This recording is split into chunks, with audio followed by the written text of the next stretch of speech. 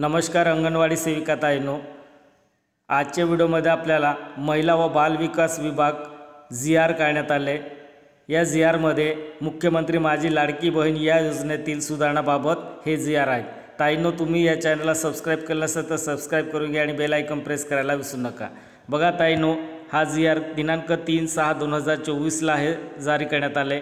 महाराष्ट्र शासन महिला व बाल विकास विभाग या ठिकाणी आपल्याला संदर्भ दिले। बघा, महिला व बाल विकास विभाग शासन निर्णय क्रमांक मोबावी 2024 प्र 26/28/6/2024। आता बघा, या ठिकाणी प्रस्तावना काय दिले, राज्यातील महिलांच्या आर्थिक स्वातंत्र्यासाठी आणि त्यांच्या आरोग्य आणि पोषणात सुधारणा करण्यासाठी आणि कुटुंबातील त्याची निर्णायक भूमिका मजबूत करण्यासाठी महाराष्ट्र राज्यात मुख्यमंत्री माझी लाडकी बहीण योजना सुरू करण्याबाबत महिला व बाल विकास विभागाने सादर केलेल्या प्रस्तावास दिनांक 28/6/2024 रोजीच्या मंत्रिमंडळ बैठकीमध्ये मान्यता देण्यात आली आहे। त्यानुसार महाराष्ट्र राज्यात मुख्यमंत्री माझी लाडकी बहीण योजना सुरू करण्यास शासन निर्णय दिनांक 28/6/2024 अन्वये मान्यता देण्यात आल्या आहेत।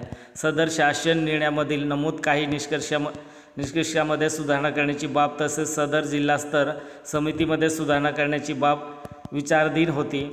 त्या अनुषंगाने मुख्यमंत्री महोदय या अध्यक्षतेखाली मुख्यमंत्री माझी लाडकी बहीण या योजनेबाबत चर्चा करण्यासाठी 2/7/2024 रोजी बैठक आयोजित करण्यात आली होती। सदर बैठकीमध्ये मुख्यमंत्री माझी लाडकी बहीण या योजनेच्या दिनांक 28/6/2024 शासन निर्णयामध्ये अत्यंत सुधारणा करण्याचा निर्णय घेण्यात आला आहे। बघा ताईंनो, आता शासन निर्णय काय आहे याच्यात आणि काय मुख्यमंत्री लाडकी बहीण योजनेत काय सुधारणा करण्यात आले ते या जी.आर.मध्ये देण्यात आले।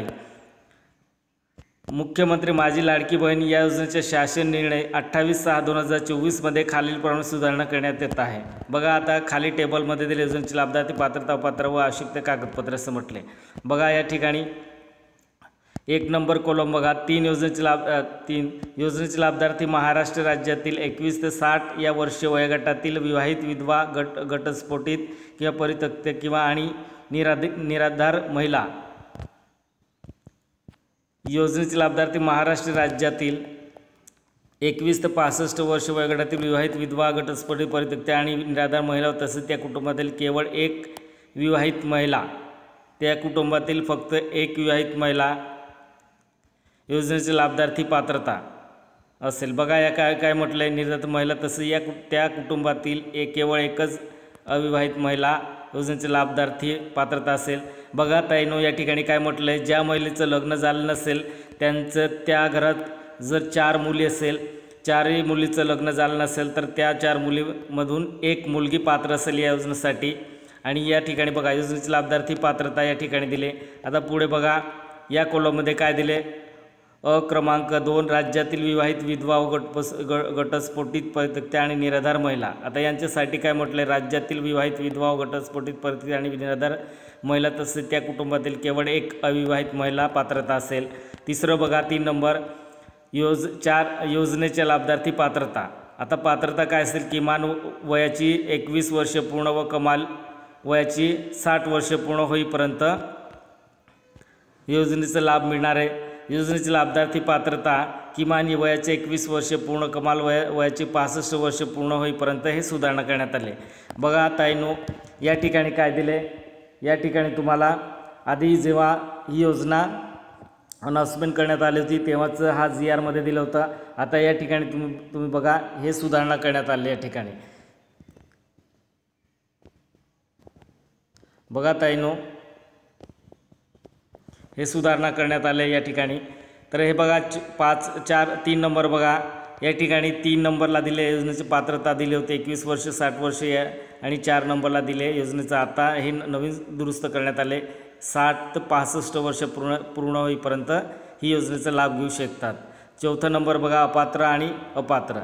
आता या ठिकाणी दिले 5 नंबर बघा, ज्यांच्या कुटुंबातील सदस्य नियमित कायम कर्मचारी, कंत्राटी कर्मचारी म्हणून सरकारी विभाग किंवा उपक्रम मंडळ, भारत सरकार किंवा राज्य सरकारच्या स्थानिक संस्थेमध्ये कार्यरत आहेत किंवा सेवानिवृत्तीनंतर निवृत्ती वेतन घेत आहेत परंतु बाह्य यंत्राद्वारे कार्यरत असले तथा स्वयंसेवी कामगार आणि कर्मचारी अपात्र ठरणार नाहीत असं म्हटले। बघा, हे आधीचं जी आरमध्ये होतं, आत्ताचं सुधारणा काय करण्यात आली याच्यात.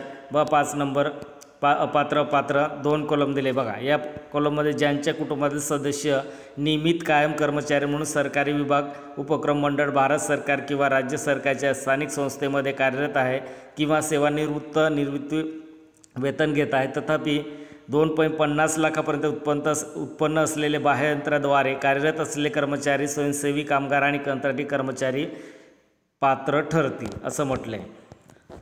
तर 5वा नंबर बघा, सदर लाभार्थी महिलेच्या शासनाच्या इतर विभागामार्फत राबवण्यात येणाऱ्या आर्थिक योजनेद्वारे 1500 पेक्षा जास्त लाभ घेतला असेल. आणि या ठिकाणी बघा 5 नंबर बघा, सदर लाभार्थी महिलेने शासनाच्या इतर विभागामार्फत राबवण्यात येणाऱ्या आर्थिक योजनेद्वारे दरमहा 1500 किंवा त्यापेक्षा जास्त रकमेचे लाभ घेत असेल असं ते अपात्र असेल. या ठिकाणी बघा, या ठिकाणी हे सर्व दुरुस्ती केले गेले. या कॉलममध्ये हे आधीचं कॉलम आहेत आणि हे आत्ताचं कॉलम आहेत. या ठिकाणी आपल्याला नवीन दुरुस्ती करण्यात आली होती. ते हे सर्व मी डिस्क्रिप्शनमध्ये तुम्हाला मी हे PDF देणार आहे. तुम्ही डायरेक्ट डिस्क्रिप्शनमध्ये जाऊन तुम्ही हे सर्व वाचून घ्यायचे व्यवस्थित. नंतर हे बघा समिती. आता समिती नेमलेली मुख्यमंत्री माझी लाडकी बहीण योजनेचे नियंत्रण व आढावा घेण्याकरिता राज्यस्तरावर व जिल्हास्तरावर समिती गठीत करण्यात आली आहे. सदर जिल्हास्तर समितीमध्ये जिल्हाधिकारी हे सदर समितीचे अध्यक्ष आहे. सदर समितीमध्ये अंशतः बदल करून संबंधित जिल्ह्याचे पालकमंत्री यांच्या अध्यक्षतेखाली जिल्हास्तर समिती गठीत करण्यात येत आहे. आता जिल्हास्तर समिती बघा, संबंधित जिल्ह्याचे पालकमंत्री अध्यक्ष असेल आणि संबंधित जिल्ह्याचे मंत्री सहअध्यक्ष असेल. संबंधित सर्व मुख्य कार्यअधिकारी जिल्हा परिषद सदस्य असेल. संबंधित पोलीस अधीक्षक सदस्य, जिल्हा सहायुक्त, नगर प्रशासन सदस्य, जिल्ह्यातील महानगरपालिकाचे आयुक्त किंवा त्यांचे प्रतिनिधी, आयुक्त दर्जापेक्षा कमी सदस्य. आता हे सर्व समिती नेमण्यात आले. आता या ठिकाणी खाली काय म्हटले बघा, सदर समिती बैठक दरमहा तसेच आवश्यकतेनुसार आयोजित करण्यात यावी. सदर समितीची कार्यकक्ष खालीलप्रमाणे आहेत. सदर योजनेचे देखरेख व संनियंत्रित करणे, सदर योजनेच्या अंमलबजावणीबाबत नियमित आढावा घेणे, सदर योजनेसाठी उपलब्ध तरतूद व खर्च याबाबत आढावा घेऊन आवश्यक निधीची मागणी राज्यस्तरीय समितीकडे सादर करणे, कालबद्ध पद्धतीने पात्र लाभार्थी यादी अंतिम करणे व सदर योजनेपासून कोणताही पात्र लाभार्थी वंचित राहणार नाही याची दक्षता घेणे. तालुका स्तर समिती पण गठीत करण्यात आले. या ठिकाणी बघा अशासकीय सदस्य, अध्यक्ष, मुख्य अधिकारी, नगरपालिका, नगर परिषद, नगरपंचायत सदस्य, गट विकास अधिकारी सदस्य, सहाय्यक आयुक्त सदस्य, सहाय्यक प्रकल्प सदस्य, बालविकास प्रकल्प अधिकारी सदस्य, एक अंगणवाडी परिवीक्षका सदस्य असेल, संरक्षण अधिकारी कनिष्ठ सदस्य, 2 अशासकीय सदस्य आणि संबंधित तहसीलदार सदस्य, सचिव असं समिती गठीत करण्यात आली. बघा आणखी पुढे काय दिले हे बघा. आता या ठिकाणी हे इम्पॉर्टंट इन्फॉर्मेशन आहे. या ठिकाणी तुम्ही व्यवस्थित रीड करून घ्यायचं आहे.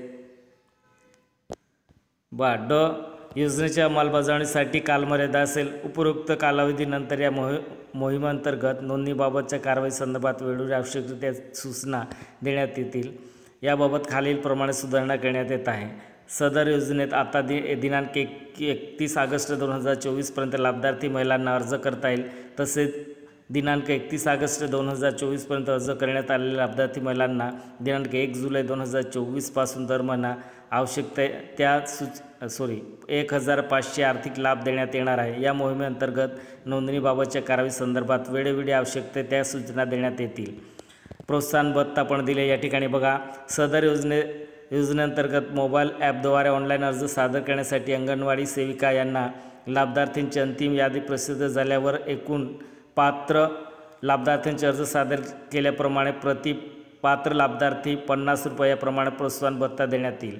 बघा ताईनो, तुम्ही जर तुमच्या मोबाईलमधून हे अर्ज अप्लाय करत असाल तर प्रति व्यक्ती बघा, अंगणवाडी सेविका यांना लाभार्थी